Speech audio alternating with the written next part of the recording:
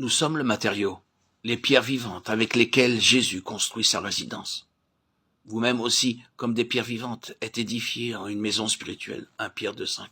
Le jour où nous acceptons le Seigneur Jésus-Christ comme notre sauveur personnel, sa vie est versée en nous. Notre Seigneur lui-même déclare « Quiconque croit en moi a la vie éternelle ». L'expression pierre vivante implique le fait que nous avons la vie éternelle. Nous sommes appelés pierres parce que Dieu nous utilise comme matériau pour l'édification de sa maison spirituelle. À moins d'avoir la vie éternelle, nous n'avons pas le droit de porter le nom de chrétien. Et il n'est pas question non plus de devenir une partie de la maison de Dieu. Non seulement Dieu désire que nous lui construisions sa résidence, mais il veut également que nous soyons cette résidence. De même que les êtres humains aspirent à avoir un foyer où ils pourront vivre, aimer et être aimés librement, Dieu aspire à avoir un foyer spirituel où il pourra vivre, aimer et être aimé par nous. Dieu est amour. C'est là sa caractéristique essentielle, un amour éternel, universel, qui renonce à lui-même, immuable et transcendant notre intelligence humaine. N'est-ce pas merveilleux qu'il désire nous voir édifier sa demeure éternelle tout en nous utilisant comme matériaux de construction?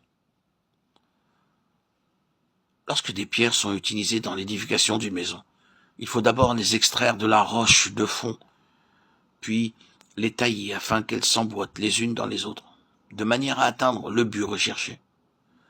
Le Seigneur doit également nous extraire et nous tailler de manière à ce que nous nous adaptions dans le motif principal.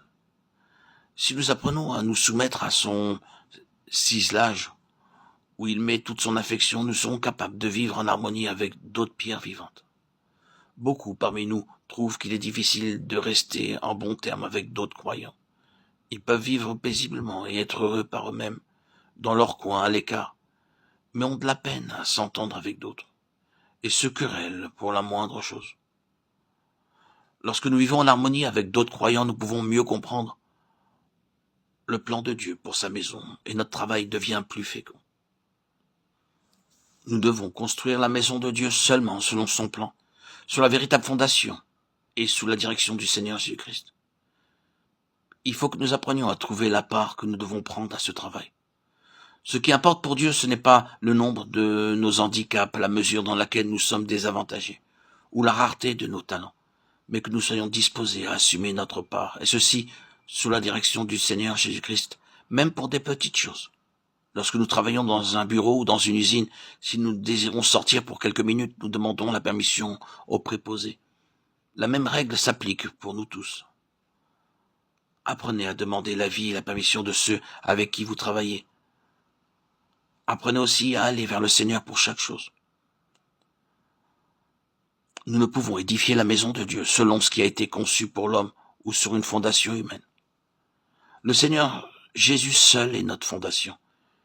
Il est aussi notre architecte et notre maître d'œuvre, ainsi que celui qui supervise l'ensemble de l'ouvrage.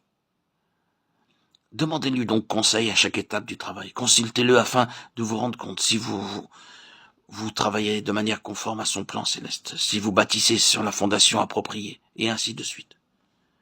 Il vous répondra alors et vous indiquera si vous commettez une faute.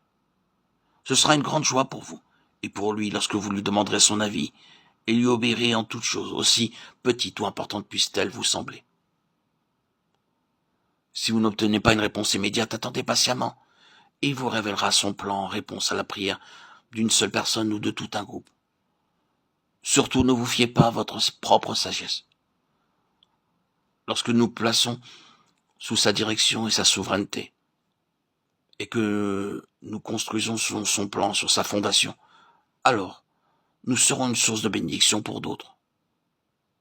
Dans le cas contraire, notre travail sera vain.